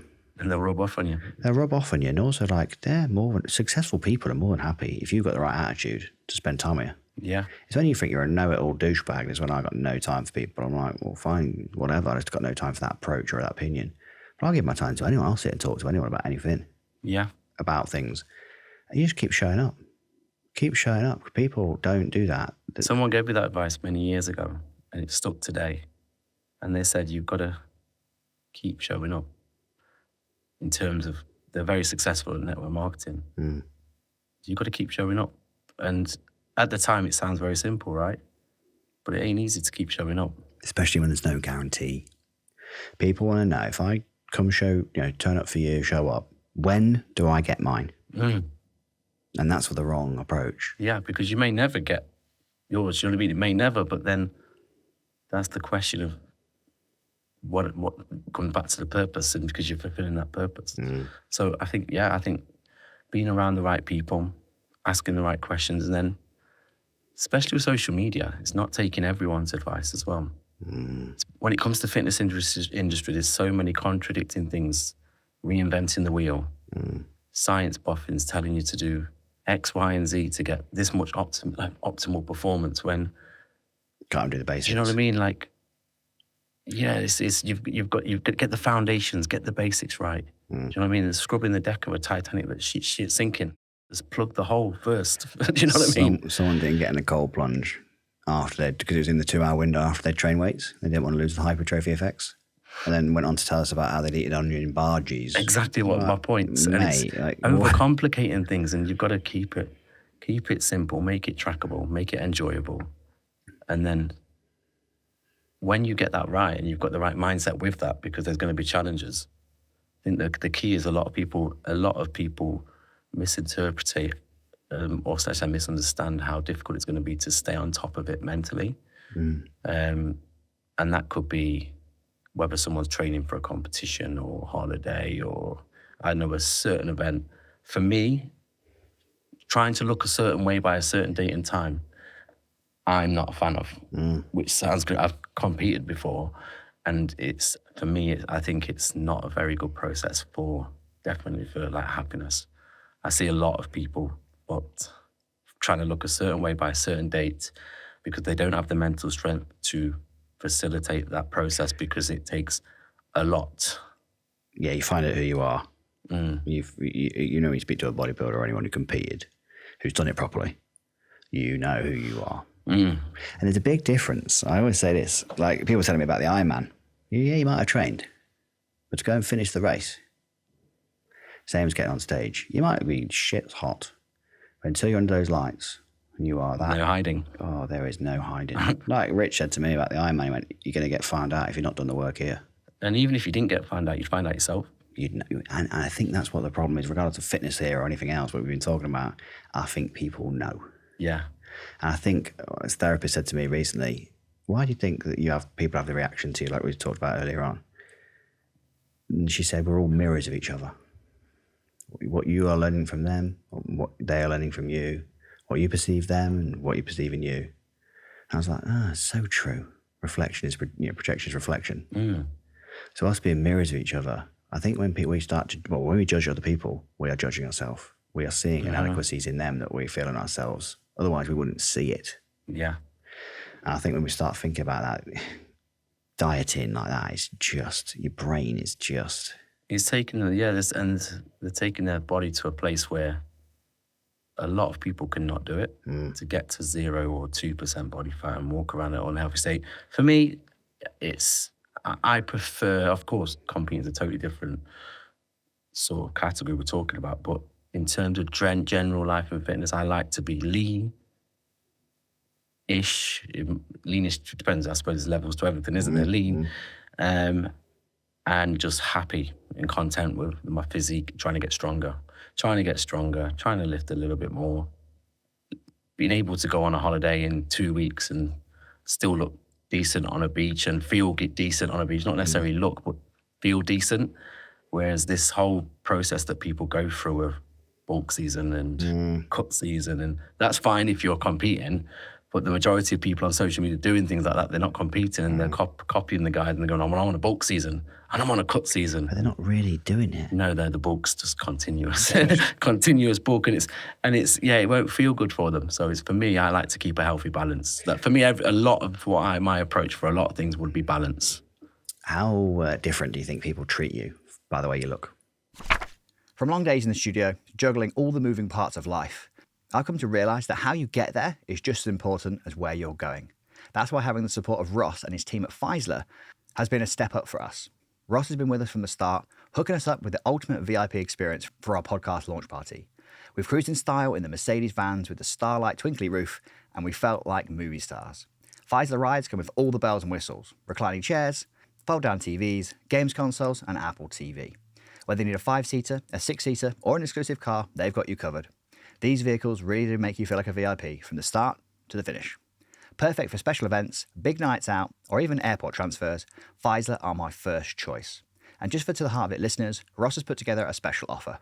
Just visit theheartofitpodcast.com/sponsors to grab your exclusive Faisler offer code. A huge thanks to Ross and the Pfizer team for making our podcast launch party an incredible journey and truly unforgettable. How different do you think people treat you by the way you look? I think, obviously, I never really think about it, to be honest, in terms of looks. Like looks, I was and for me, I'm just an average-looking lad, which I am. I'm an average-looking lad. I've heard it all. Honestly, the way I look at it is like an average-looking lad. Me personally, I think it's how someone carries it is what it matters. You can have an average-looking lad, and he can be a confident guy that's a nice guy, and it'd come across, obviously, it stands out a lot more. But in terms of like physically, when I'm in the gym, etc., they probably think I'm a bit of a twat. They'll probably look and see you training and think, oh, you know, people are very judgmental. They'll go, oh, he loves himself. He's you know what I mean? He's in a vest and he's in the sauna and he must love himself, or he must be this and he must be that. But to be honest, genuinely, what they think of me is none of my business, and it's probably be a place I don't want to ever pull from, that, because I know what I am and who I am, and I don't mind them thinking that, because that's fine. And that comes from a place of not trying to put a block up and actually think deep down there's a little bit of an insecurity here, and that's why I'm training. There's none at all, in the sense that I do not give a shit. Don't give a shit. And I think it's because I know where my heart is and I know where my head is. So I just concentrate on what I'm doing. And in terms of the way they treat me, you get stares, of course, when you're on holidays and stuff like that. And you get questions, but you get more from guys. Oh, you do? You just get more from guys like, won't leave you alone when you're on holiday. Oh, can you give me advice on this and such and such? And it's which is great, because they just want help and advice. And they get inspired. They get inspired, especially when you speak to them and they realize, oh yeah, he's a nice guy, and yeah, you took the time out to help me with this diet and help me with this. And I mean, I went to holiday not long back, and a while back, and I was giving the lifeguard a nutrition plan. He's like, give me your email address. Yeah, I'll help you. And then before I know it, when I went to the pool, the guys are all coming up to me, oh, I've got your plan as well, and these are work staff there. Yeah. So that's good, that's cool. They're things I like, rather than looking and judging, etc. I remember I saw you keep yourself to yourself really at gym. Obviously I saw you, especially in the summer, obviously you've got a great physique. I remember the first time I spoke to you, you were sat in the corner, David Lloyd, I was underneath the TV. And I think the first thing I said to you. Oh yeah, I remember, yeah. Like, you've got a great physique, mate. I remember that, actually, I forgot all about that. You just took a second, because that's not what people open with. No. I was like the truth. I was like, oh, mate, I've seen you. And literally I asked you about your PT stuff, got chatting away, told me about the work, corporate stuff. I remember that, yeah. Yeah, I remember that. Do you know what's crazy is you see people that get shit done, and you see that about the successful traits of people as well, is they always text back quickly and they always get things done quickly, or they approach to get things done quickly. And you do that. And no matter how busy someone might be, I always say you can always like tell someone by their patience and lack of patience of where they're going to be. I have certain people you see that come into enter the corporate world and what they do, and when they're so patient and they have that lack of urgency, you know that they're going to struggle. And you see a lot of people as well nowadays that if they're very academically smart, they're struggling in the corporate world, the job world, should I say? And especially the entrepreneurial world, because they overthink everything so much that they talk themselves around in their own brain and stop themselves from doing the shit that needs to be done. So rather than thinking about X, Y, and Z, just get yourself from A to B, and you'll find that people that have a lower IQ but a higher EQ are able to get from A to B quicker, because there's no thought of all the alphabet. It's just literally, I'm going to go from A to B, and I'm going to go from B to C, and that's how you get shit done, because action gets stuff done, not the thought of action. So what qualities, after all that, what qualities do you value the most in people? I would say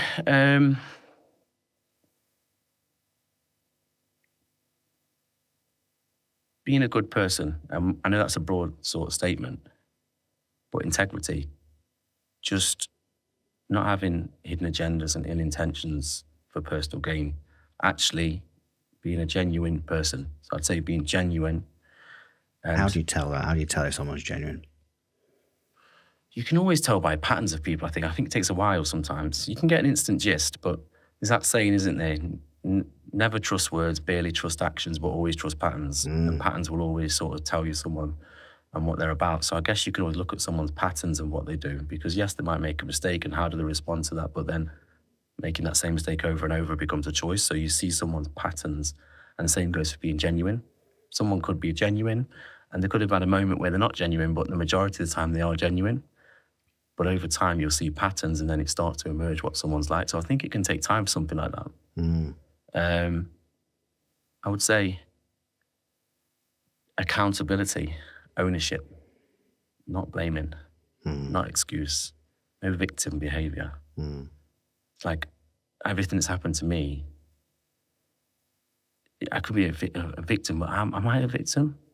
Like the victims, that mentality it frustrates me when they sit there and go, wow, why is this happening? And don't get me wrong, I've had moments like that, but to continuously be like that all the time and not want to do anything about it. So for me, having that accountability and extreme ownership that pretty much everything that happens to me in my life is my responsibility. In fact, everything is my responsibility as to how I choose to respond to it. I think once that's probably one of the key ones for me, because when you get to that point, you're able to start the journey of self-development, because until you do the reflection piece, you're going to struggle. Yeah, I couldn't agree with you more. Circling just back to your point, I remember in the change rooms, I think it was the first time you were going to come on this, you said you'd text me potentially, or asked me to text you the address. And I said, I literally just got out of the spa. So I said, I think I've got your message. But I said, I think you had a bit going on personal at that time. And I said to you, theme of that, hasn't it? Ping, ping, ping. I said to you, I'm a busy guy. I'll get back to you when I can, as soon as I endeavour to, fast as possible. But if there's anything important to you, like something going on, I remember you saying that, yeah. Really appreciate that. When selecting friends, you said you got some good mates. You changed the word friends to mates. Yes. I caught that. When you're selecting friends, mates, people to have in your life, what is that selection criteria for you? So I'm quite fortunate to have, I've got like a big circle of mates that for some reason we formed many years ago. So you've got your friends and your best friends. One of my best pals grew up with all my life. He's been an absolute rock through this difficult time. And then same with another best pal I grew up with pretty much all my life through school. He's been a really good lad as well. And then you've got I've got a big circle of mates, a few friends that are within those big circle of mates. And I class mates and friends different. Friends are like someone who, how are you? Yeah, okay, well, when are you free? Let's come in and check in. I'm a bit busy tomorrow. Listen, you're going for a shit time. I'm coming tomorrow. What time am I coming? Because I'm going to, do you know what I mean? Like my brother, bless him, one of his pals drove from Manchester to Nottingham to give him a hug. And then he had to shoot back because he had work and he was with him for 5 minutes. Do you know what I mean? So how are you? Let's grab a coffee sometime. Yeah, let's do that. And you don't really grab a coffee. Now, that's not no ill will to them. They're great lads, and they mean really well. But then you have the different relationships. So you're someone who's a real friend that turns up and actually genuinely wants to get to the help and help along that way. So I'd say what I look for, I don't really look for anything or choose. I just happen to have formed this big group of mates. And of course, when you have so many mates, you have a smaller group of mates within the friends within the mates. And they're all very similar in the sense of to have a good laugh, switch off, banter, no bitchiness, just literally, you know what it's like with lads. Lads will get together. We've seen the video where the comedian, I think it was, and he said he goes home and the wife's like, oh yeah, so-and-so, his wife just had such and such. And he's like, did she? Yeah, his wife, did they? Did you not talk about it? No, we play golf. Do you know what I mean? And lads do that. Lads will just go and have a laugh together. So, but then you've got your friends. So selecting friends, again, they've got to have a good heart. They've got to have a good heart and come from which kind of means well. Do you know what I mean? Like you share good news and they care about the good news, or they don't know you're going for a bad time and they don't just check in on you. They actually check in on you. So, yeah, I think these sort of dark times, especially the recent dark time, really see those like friends stand out. Mm. Yeah, you do. I think it's effort. Yeah, because everyone's busy. Mm. We've all got the same 24 hours, right? Exactly, yeah. I made a conscious decision, and it was when I was, before I even got to Grantham, a friend of mine, when everything happened for me, texted me every day, hey, how are you? And I kind of thought it was a bit weird, mate. 3-4 days in, I thought, fuck. You do that to me, don't you? And I like it, yeah. It's And I thought, because what happens is your auto response is, I'm good, how are you? And then it's actually, no, do you know what I mean? So... And I had that feeling when she did it. I was like, I like this. But I used to think, people are going to think I'm weird because I'm pretty loving and a Care Bear. I'm very much ready to talk about things with people. But I used to think people think I was weird. Probably still do. Probably do still do. Well, they do still do. But I realised I just don't care. Yeah, it's the best way to be. I just thought if anyone's ever struggling like I was then, and still do, I want them to be like, Ben's definitely the kind of guy he's going to text, he's going to talk, even though they know how busy I am and what's going on all the time. And my thing's gone on for so fucking long. It's like never ending. But people text you when it first happens, right? People pay that effort and attention. But when a month's gone on, 2 months gone on, a year, another year, still the same situation. Do they still care then? Do they still think about it then? Yeah. That's what kind of gets me, because all what we were talking about earlier on, that happiness piece where we were speaking about, can you actually ever enjoy yourself really, or are you just trying to take away joy and happiness? Often we talk about big things, whether it's in loss, the big moments in your life, or with that particular relationship, with your mum. You've mentioned all the small things, the details, the little things. And I think that's the thing, whether they're alive or not, friendships, relationships, situations, businesses, career pieces, it's those little things of how people do things, how people say things, how they made you feel, even if it's a small passing moment. That's the things I think about and miss the most. Small details versus these big, grand gestures. And I just think, how can we impact people more? By paying attention. Because that's all it is. It's just energy. I deliberately, on purpose, consciously make an effort. Yeah, you do. Showing up every day, which is not easy. But how can I expect you or anyone else to do something I am not doing? Yeah. To be a role model, and I'm not trying to be a role model, I'm just doing me. Yeah. But if you want, I used to be like, why are people not? Why? Seek first to understand. Yeah. Before you can be understood. And I've desperately wanted people to understand me for years and struggled. But now all I do is try and think, how can I get on board the other person's perspective? Because then they can see me. You know what? It's so true. A lot of people don't, especially today. I've seen in the newer generation. Speak like I'm old. You are fucking old. I feel very old. Perspective, looking at the eyes through someone else, and not many people do that. And even like in things like sales and so forth, you've got to think about what other people are going through and live a life through their eyes. And it's something that I never used to. And maybe it was as I was younger, maybe the lack of care, or you see someone stressing the small stuff, as I mentioned, and you're like, why are they stressing about that? But that's big stuff to them. And when someone's going through a very low time, very low, and then people are suicidal and so forth, yes, you can find 1,000 things by being positive that are going to give you a reason to be here. But when someone's in that mental state, they've only got to find one thing for a reason to not be here and make that mistake of making it happen. And it can be fragile for some people. And having the ability to spot that as well and help that, because I have helped people in the past that have spotted that, and it can be the difference between obviously someone being here and someone not being here, which, as brutal as that sounds, can be. Another friend of mine told me in the gym about a study and about 2 friends of his. One was the happy one. One was the more depressive one. Out of the 2 friends, you'd think that one. And the other one was the one. It's just, you'd never know. Have you seen the video, the most watched video clip? No. Mental health? No. Shows you the football game. Guy's sat there steering, watching the game in his own world. And the game's going on. He goes to watch it with his mate all the time, and his mate's there cheering on, etc. And then the next day he's talking about mental health as it goes along. He's just steering at the game somewhere else. Mate sits next to him, his mate's cheering on, etc.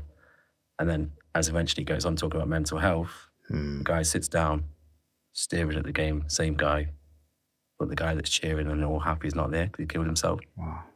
And it's the most watched video, gone viral.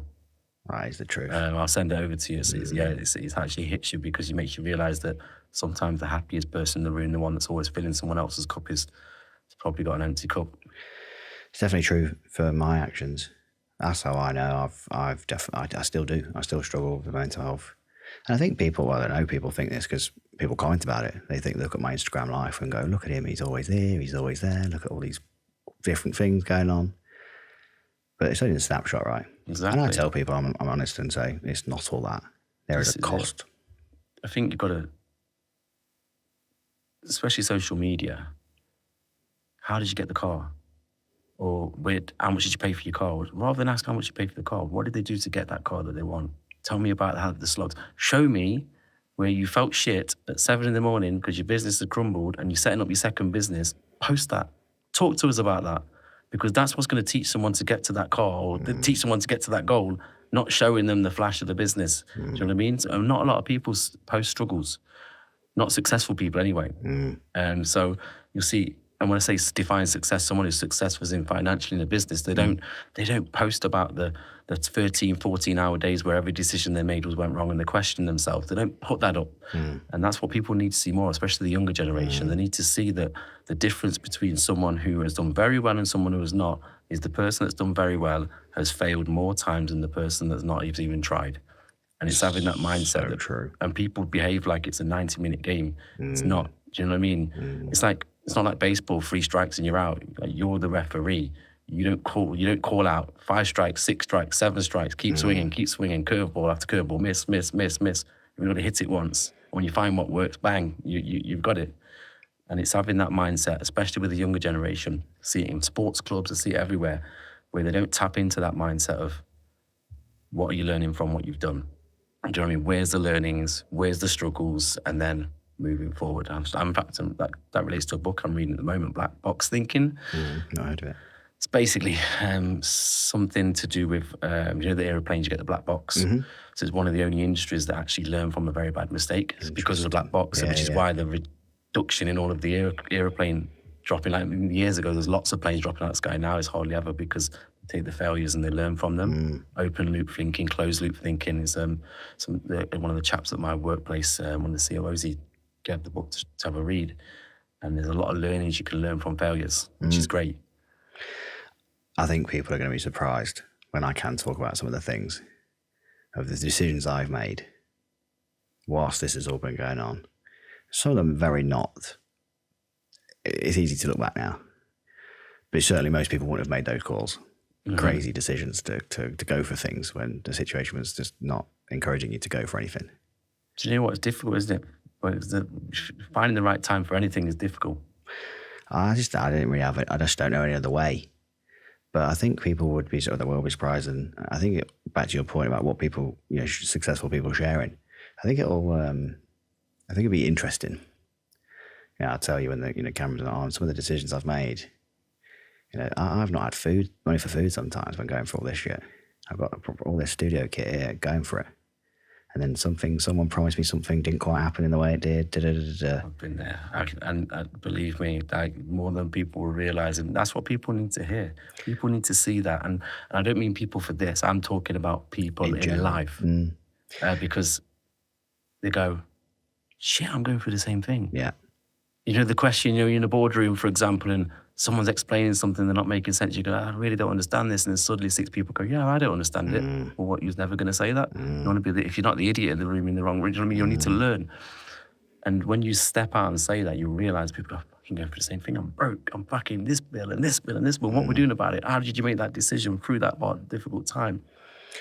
Back to the thing when you say, what do you really want? You find out what you really want from your choices. So when I was struggling and still struggle, what do I do though? Not what you think on Instagram. What do I actually do? And I'll get up and I'll go and I'll go and I'll go and I'll go and I'll go. Because I fucking mean the things I say. I care about the stuff I care about, and I'm ruthless after the pursuit of it. And I'm happy to share with anybody who wants to sit and listen the mistakes I've made, the cost of those mistakes, and then what I tried to do about it since. I think I wish more men, when I was on the come up, were saying exactly what you just said. Yeah, great, look at me now, but I have fucked up. It's quite peaceful when you actually say that, isn't it? When you own it. Hey man, I ran from a lot of time, and it's draining as fuck. That's why some people stop and go, just really see them stop and can't do this anymore. You got me. Catch me if you can. If you see it on the lead, they just sit there like, okay, I've had enough. It's like Eminem in 8 Mile. That's kind of like what in my book is about a little bit. The first part, I'm like, you are going to judge me for sure. But I'm prepared to tell you the things you don't even know and you never would find out. And then at least my words hopefully will have weight. Yeah. Because it has when I've shared with people. I think I told you this before. You know, people share with me stories and I say, yeah, I used to say things like that. And then this is what happened next. Yeah. And they're like, fuck, you know. And I'm like, so you do you. But if my mistakes can be any lesson to you, then there they are. Yeah. I think, as I say, me on the come up, I wish people had made it. Or not saying I've made it, but you know, when I'm in the next phase after this one, I wish that's what I hope to be for someone sat there, like you said about your grief, you know, grief journey.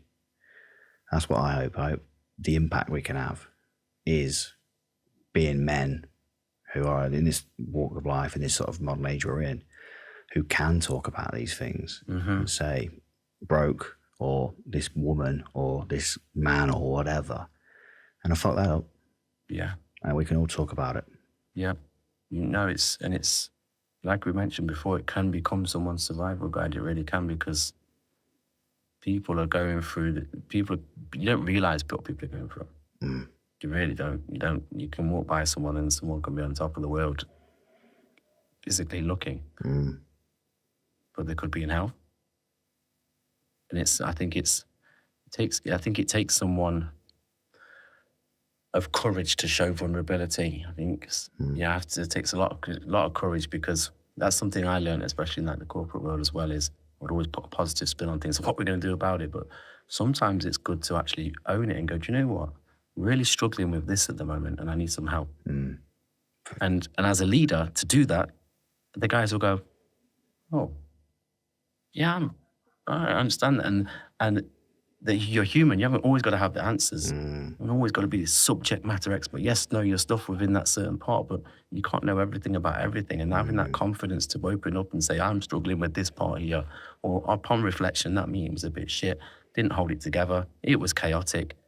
Probably my headspace, this is just the other day for me, my head was not there. I'm dead between the eyes, but dead behind the eyes. And I'm thinking, yeah, I'm dead behind the eyes at the moment. And the meeting let loose. And yes, the great people that are there, but I'm looking, thinking this is chaotic.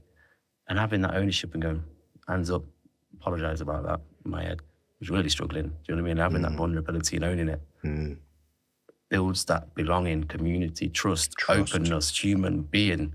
We're all fucking human beings, and most people are fucking winging it. Some people are better at that than others. Do you know what I mean? Some people look like they've got it all figured out, but trust me, they have not. Do you think people are doing the best they can? Within their perception, yes. Within their ability, no. Tell me more. So I believe certain people, or a lot of people, everyone actually are far more capable than they realise they actually are. But their perception is they're doing the best they can. So they think they're doing the best they can, but they don't realise the best that they can is fucking huge.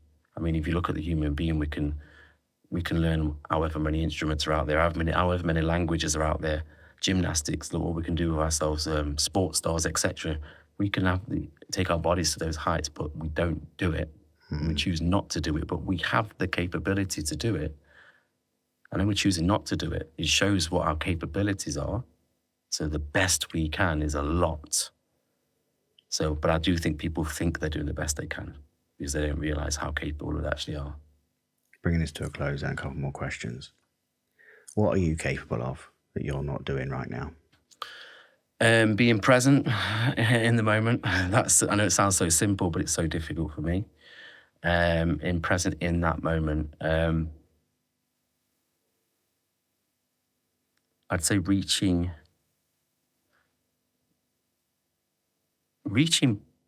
more people and helping more people, because I do a lot of things through like very smaller groups, community, belonging, but reaching out to more people and helping more people. That's something that I don't tend to do. I don't do this often. Do you know what I mean? And being able to share stories more. So that's something that I can do more of. Why start a podcast? I've got to really want to do it, because I don't want to do something like, I'm like you really wanted to do it, so you fucking did it. I don't want to say I want to do it and then I don't do it. But it's something that's crossed my mind, so habits and so forth, but I would only do it if I'm ready to commit and do it on consistently. And so I'd have to really want it. There's nothing screaming out at me right now that says, right, do this. Are you looking for it? No, right now, to be honest, right now, it's the first time I've gone, you're not okay, Dom. You need to just take a break. Because right now, with everything that's happened, everything that's pinging into my head, I know I'm not okay. So if I start something now, it will be chaotic. So I know I need a break. And in that break, I'm going to reflect. I'm going to take some time, heal a little bit in terms of obviously what's happened, and then make a decision that I'm going to go for something, because I am conscious that every shitty time that's happened in my life, low time, shall I say, as cliche as it sounds, the trajectory after has always been up. So blessings have always been there. And I'm conscious that I said this in 2023 on my Instagram post, saying blessings are coming next year. And of course, my mum just passed away because I had a difficult year last year, but I still have that belief, because I know something else, something great's going to happen. Because I'm going to make it happen, something great. So that's the mindset that I've got at the moment. And I think right now, if I start something, I'm probably going to go in the wrong direction in terms of where I choose to go. So I'm going to take some time to reflect, pick out my strengths, and then I'm going to come back with something that I'm going for. Look forward to hearing that. Last question. You mentioned 360 feedback before, and I've asked you before.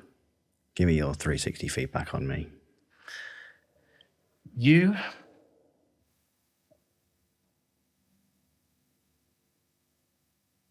care. Very caring. And I don't say that lightly, because you genuinely care how someone is, which I don't think you used to care what people. I think it comes from a place that I don't know, I may be wrong. I think years ago when you ask someone how they are, you probably tick marks, but now you actually care how someone is. So for me, I feel like you probably didn't used to be like that, but you genuinely care.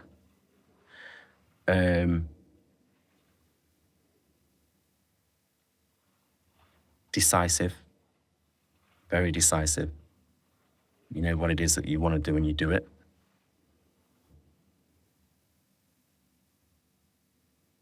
Open, very open. So you're caring, very decisive, and open as well. So you're really like, this is lay it out on the table. You're not scared of trying to hide something here or there.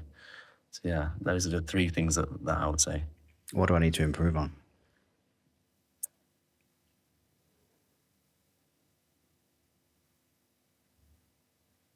I would say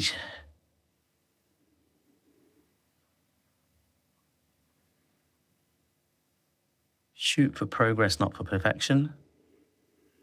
I think you need things perfect to keep things moving along. But in truth, getting it done and then failing and making progress from that will probably take you further than getting it perfect every step. It's very true.